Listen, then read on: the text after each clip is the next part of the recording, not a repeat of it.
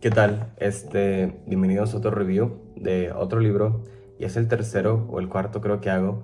Me está gustando porque me ayuda bastante a resumir mucho el libro, me ayuda a crear mejores notas y pues más que nada siento que cuando una persona resume algo complicado ayuda bastante no solamente a la persona que escucha pero también al propio maestro, a la propia persona que está tratando de entenderlo en palabras más simples. De esta manera me ayuda bastante pues a entender un poco más sobre el libro en palabras más humanas, en conceptos más ligeros. Esta vez voy a hablar sobre el mito de Sísifo, es sobre Albert Camus, era un francés y lo escribió en 1942, su ya tiene 8, 50, 3, como 75 años este libro de que se escribió. Es un libro que trata sobre el suicidio, que trata de cómo emana el sentimiento del suicidio, del por qué, del cuándo y nada. La estructura del libro se va a dividir entre cuatro capítulos, que el primero es un razonamiento absurdo, el segundo es un hombre absurdo, el tercero es la creación absurda y ya por último es el mito de Sísifo, que yo pensé que este libro iba a ser mucho más ligero, pensé que este libro iba a ser como la propia historia del mito de Sísifo expandida sobre toda la filosofía de Albert Camus, pero no, empieza con un ensayo que es más de la mitad de lo que es el libro. O sea, el mito de Sísifo simplemente viene al último del libro, entonces yo pensé que iba a ser más que es un cuento, que iba a expandirse sobre la filosofía de Albert Camus. Nada, que es un ensayo súper riguroso que al final te termina dejando con el mito de Sísifo. Entonces empezamos con los conceptos, que es un razonamiento absurdo, que es el primer capítulo. La primera idea muy fundamental que trae Albert Camus a su libro es de que somos incapaces de una verdad concreta. Camus discute que existe un mundo de las verdades que no podemos percibir ni alcanzar. El universo es frío e indiferente contra nuestros deseos de saber. Entonces ese aspecto en el cual nosotros por más que queramos conseguir una verdad, nunca vamos a poder porque estamos condicionados a la experiencia humana, al conocimiento humano. Por segundo, Camus discute que el único problema filosófico real, el único problema que se debería discutir, que es verdaderamente importante, es el del suicidio.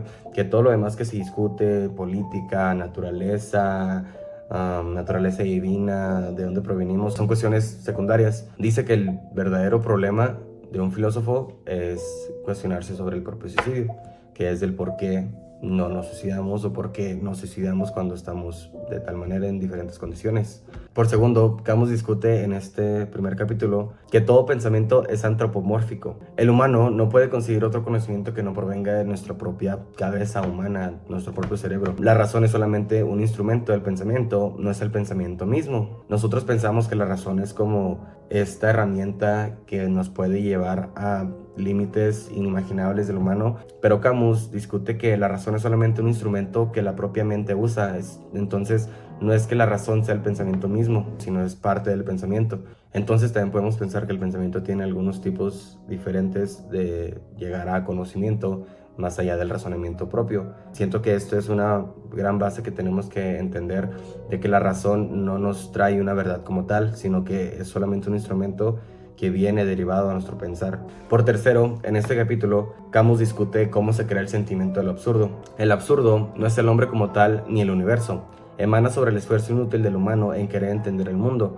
El hombre desea unificar, entender a base de herramientas humanas, desea claridad, desea reducir el mundo al humano, pero el mundo no se moldea hacia nuestro entendimiento. Con esto quiere decir que nosotros, al querer entender, al desear claridad, al desear un entendimiento más profundo sobre las cosas, sobre el mundo en el que nos suscitamos, sobre el mundo en el que existimos, de dónde podemos provenir. El universo no se moldeó hacia nuestro entendimiento, no se moldeó hacia nosotros. Entonces cuando nosotros queremos, el universo frío e indiferente choca contra nuestro propio deseo y nos brinda este sentimiento al absurdo, este sentimiento de extrañez, este sentimiento de no estar familiarizados. Como Camus lo discute en su libro, querer es suscitar paradojas. El simple hecho del querer desear nos da este choque grande contra lo que es, se podría decir, la realidad de que no somos tan capaces de entender. Volviendo otra vez a la segunda razón de cómo se crea este sentimiento del absurdo, Camus discute que la extrañez despierta lo absurdo. Cuando el mundo de pronto se siente extraño y lo que te parecía familiar lo deja de ser, como el sentimiento del extranjero que no entiende por dónde pisa, solo sigue persiguiendo una meta sin conocer las tierras. Lo absurdo no está presente en el hombre, que cree estar familiarizado con el mundo. Esto se puede entender bastante bien, porque cuando una persona se siente familiarizada con el mundo, cuando una persona cree saber, cuando una persona cree tener ese hueco que nos emanan las preguntas sin respuestas ya lleno, claramente pues no va a emanar este sentimiento del absurdo, no va a despertar, porque simplemente lo vamos a tener muy tapado por debajo de todas nuestras creencias, todas nuestras ideas, todo lo que nosotros creemos saber, y que eso nos brinda familiaridad con el mundo, pues nunca nos hacen en verdad entender qué tan frágiles son las bases de lo que creemos. No sé si me explico, de que se pueden derrumbar tan fáciles, pero el simple hecho de no cuestionarlas, de nunca sentirnos como un extraño hacia nuestras ideas o sobre lo que entendemos, simplemente construimos sobre esas bases y nunca emana este sentimiento del absurdo. Por eso muchas personas nunca cometen este acto del suicidio, por el simple hecho de tener una familiaridad, no tener una extrañez con el mundo. Son personas que están tan sesgadas, a base claramente también de su condición humana, que nunca suscitan un suicidio, de que simplemente viven su vida con todas sus ideologías.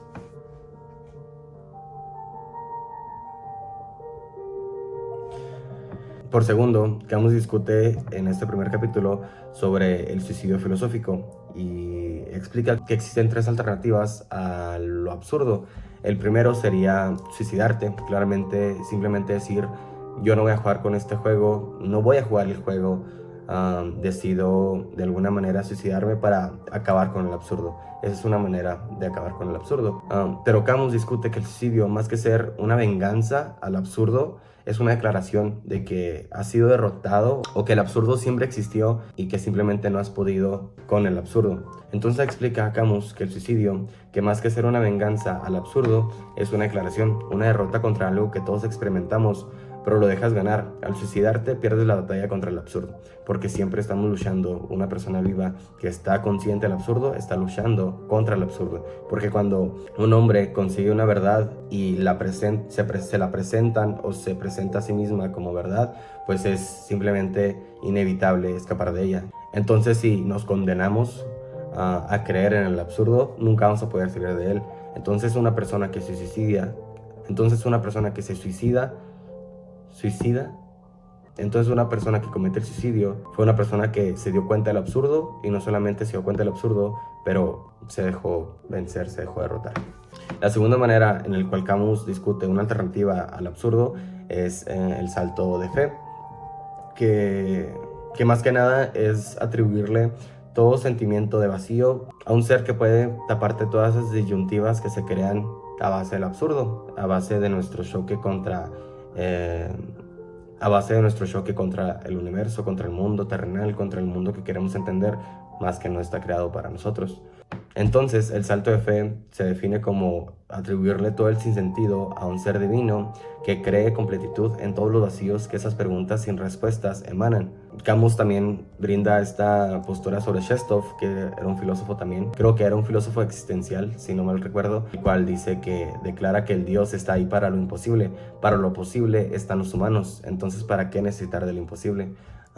Claramente es una respuesta defendiéndote de esta idea de por qué debo de creer en Dios si no estoy buscando lo imposible, estoy buscando lo posible, y lo posible está para los humanos. Si es posible, bajo las condiciones humanas, debe ser posible para nosotros, porque nosotros como humanos desear lo imposible, desear lo prohibido, desear lo inalcanzable. Y la tercera alternativa, yo creo la más fuerte, la más difícil claramente para una persona que es consciente del absurdo, es simplemente quedarte con el absurdo. Luchar contra el absurdo, esto solo es alcanzable si se sigue vivo, claramente.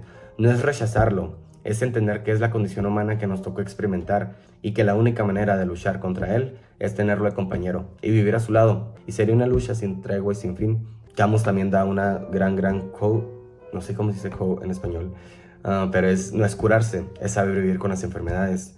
Y lo resume también en esas simples palabras, porque cuando nosotros entendemos sobre un absurdo, o damos como verdad el absurdo, tenemos que darnos cuenta que si queremos vivir con él, nunca se va a poder curar. Es una condición humana, es lo que el humano le tocó experimentar y no existe nada más allá de lo que no sea experiencia humana, porque es lo que nosotros experimentamos y solamente entendemos y comprendemos y sabemos de la condición humana, de la experiencia fenomenológica.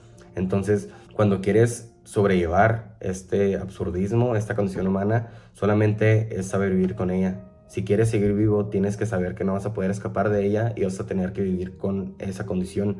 Entonces es simplemente luchar contra esa condición y pues no darse por vencido, más que nada. En el tercer capítulo, Camus discute algunos hombres absurdos, algunas personas que dan esa apariencia, descripciones de un hombre absurdo, de lo que se vive cuando un hombre es absurdo. El primero es el don Juanismo, que es, si no están relacionados con el término, un don Juan es una persona que está siempre con diferentes mujeres o viceversa, con una mujer que está con diferentes hombres.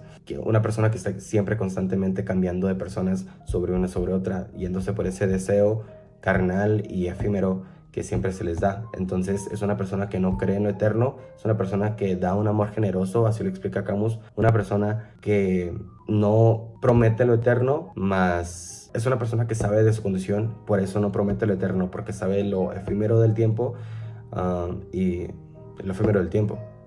Sí. Entonces el ser el don Juan consciente de su condición acciona porque sabe que se va a morir, porque sabe que el tiempo es efímero. Entonces se va simplemente por esos deseos carnales, por esos deseos. No se preocupa por esas promesas eternas de un amor eterno, de un amor para siempre, porque sabe que la condición humana es la muerte, sabe que las personas mueren. Más por ello, don Juan, al saber de su condición humana y de sus cadenas, vive en lo absurdo. Busca solo la saciedad para llegar a su límite, mas no lo encuentra. No cree en nada profundo, sabe el rol que debe jugar y el rol que juegan las demás personas. Esa es una característica del hombre absurdo. No promete sobre un tiempo eterno, pues sabe lo efímero de este. Por ello, los hombres de los eternos valores y la eterna vida lo reprochan y lo ven mal. En el segundo ejemplo que da Camus es el del comediante. Entonces el actor lo escribe Camus, que es una persona que vive vidas diferentes a la suya y en el acto de representar termina siendo. En el aspecto que cuando yo trato de perfeccionar con excelencia una vida que no es mía, termino creándomela a mí mismo. O sea, me condiciona y por ello soy. Entonces cuando trato de ser, soy. Vive en carne lo que idealiza de sus personajes. Entonces volvemos a lo mismo. Cuando yo trato de representar con excelencia, con perfección, voy a terminar condicionándome a mí mismo bajo esas caricaturas, bajo esos personajes de fantasía que de alguna manera voy a creérmelos porque voy a tenerlos que representar y en ese juego de roles termino siendo. Por último, Camus nos da el mito de Sísifo al final del libro, pensando que iba a estar yo al principio. Entonces, en resumen, el mito de Sísifo es de este rey que era muy malo con las personas, que se portaba muy mal, que al final decidió desafiar a los dioses y cuando los dioses se molestaron le dieron un trabajo, le dieron un castigo, por así decirlo. Le dieron a Sísifo el trabajo que pensaban era lo más doloroso para el humano, realizar un trabajo inútil y sin esperanza para la eternidad. Entonces el trabajo de Camus es rodar una piedra hasta la punta de la montaña y verla cómo cae por su propio peso y volverla a llevar hasta la cima y así incesantemente hasta la eternidad, o sea, por siempre. Entonces Camus da esta analogía para representar como un obrero, una persona que trabaja siempre, siempre, siempre sin descanso, que una persona que trabaja y obviamente a veces sin una meta, pero en el acto de ser consciente es cuando el absurdo emana. Cuando una persona trabaja sin cesar, cuando una persona trabaja sin una razón, simplemente por el simple hecho de trabajar o con un fin que ni siquiera ves, que a veces ni siquiera es tan claro, un fin que simplemente está ahí, pero el trabajo siempre va a estar ahí. Entonces cuando tenemos este trabajo, solamente el absurdo va a emanar cuando nosotros somos conscientes de él. Entonces el absurdo solo emana cuando el trabajador que trabaja sin cesar se crea consciente de su condición.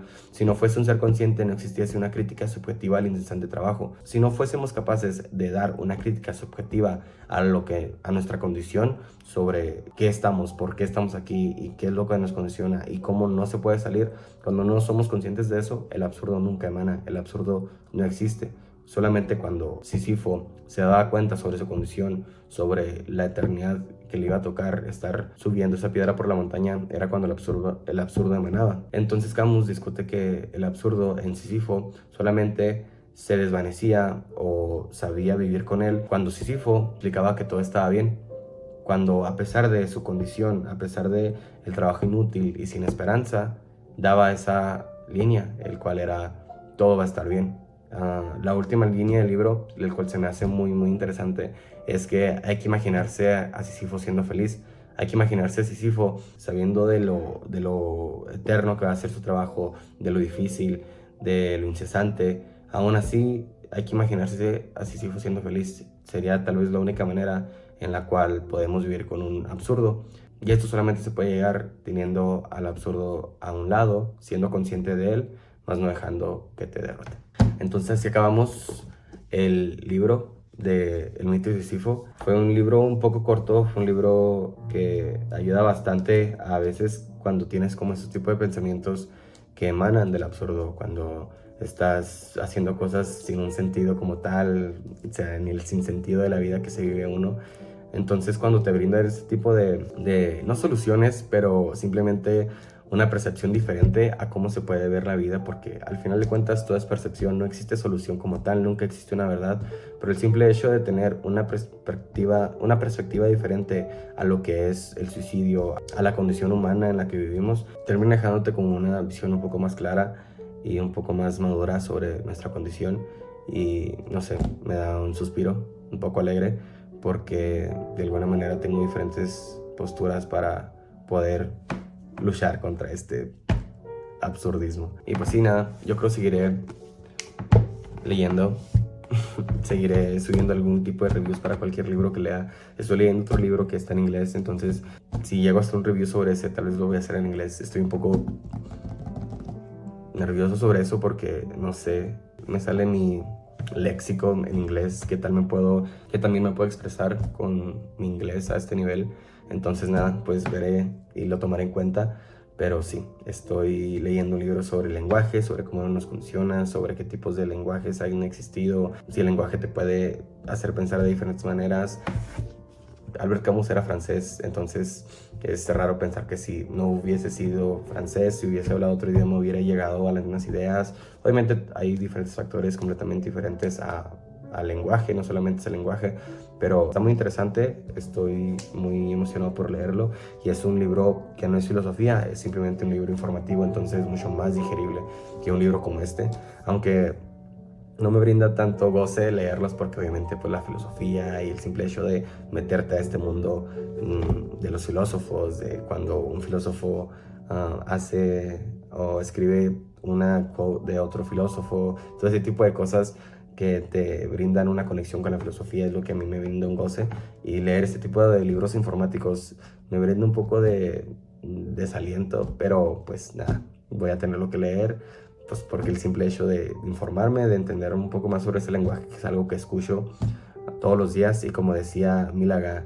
que si los lobos hablaran tal vez fueran ellos cazándonos a nosotros. Entonces es una herramienta, es un superpoder muy muy grande, y pues más que nada yo siento que el lenguaje al final de cuentas es el que nos brinda esta experiencia consciente, que es lo que nosotros pensamos como conciencia, lo que identificamos como consciente, porque si no fuésemos capaces, el simple hecho de escribir con lenguaje nuestra propia condición, nunca hubiésemos sido capaces de estructurar de alguna otra manera esta condición propia que tenemos, el absurdismo, o encontrar algunas alternativas diferentes. Entonces, todo este tipo de condicionamientos que nos brinda este lenguaje es lo que pues me hacen leer el libro, y es lo que a veces me hace mucho sentido a muchas otras cosas. Entonces nada más, muchas gracias por todos los que llegaron a ver esto, y nada, los veo al rato.